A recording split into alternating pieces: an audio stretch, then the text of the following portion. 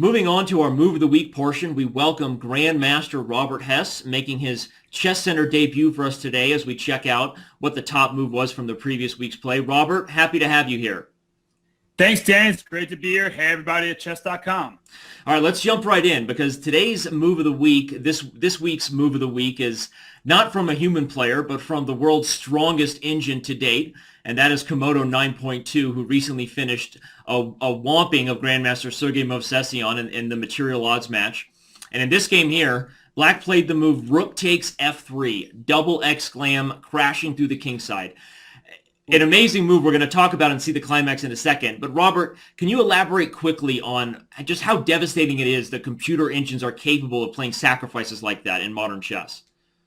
Yeah, it just really hurts you, Danny. I mean, White was up a pawn at that moment. It looked like things were going well, but the computer has no emotion, no fear. So if they can sacrifice something and break open your king, they're going to do it, whereas we might be a little bit more hesitant to sacrifice so much material. Yeah, and it's something the computers 10 years ago wouldn't do, at least not instantly. And with the engines, the core processors being so strong and their evaluations improving, it's amazing. So we see a full rook sack here with queen takes f3. And the threat, everybody, is very simple. The bishop is coming back to e6, and a mating net is ensuing on h3.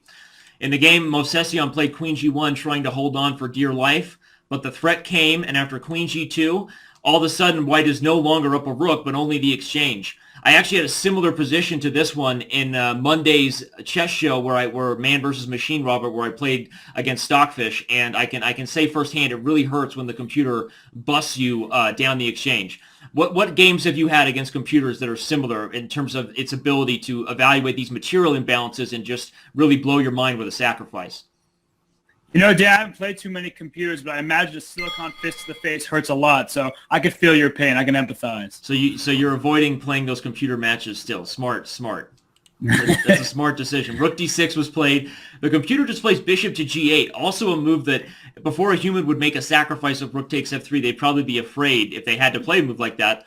But the computer evaluates the lasting initiative and this relocation of both bishops to two very new diagonals. The bishops are here and here. And things are just crushing through for Black. The bishop comes to f4. Notice should be that possibly queen to f1 was Movsesyan's last chance to maybe hold on. But in a practical game, just, really we can't judge his mistakes. And after the pin was established on the h2 diagonal with the king on h2, here rook to d1 was met by bishop g3, queen takes g3, and queen e2 is winning a rook. So Movsesyan goes down without really too much of a fight against Komodo in this match. We do have a match coming up in November with Nakamura versus Komodo. Give us your quick thoughts on what you think Hikaru's chances are in a material odds match against Komodo. You know, I actually really like his odds, Danny, because Nakamura, he calculates like a computer to an extent. We saw his King's Indian crush against Wesley So. So I think with a material advantage, he should have good chances against Komodo. I really like the American player taking that match. Oh, awesome. Well, that's exciting. It gets me more excited. I'm worried these days with the computers. It's only a matter of time for a human blunders, but that'll be exciting. Robert, we thank you for joining us on Move of the Week, and we look forward to more appearances by you on ChessCenter. Thanks, Danny.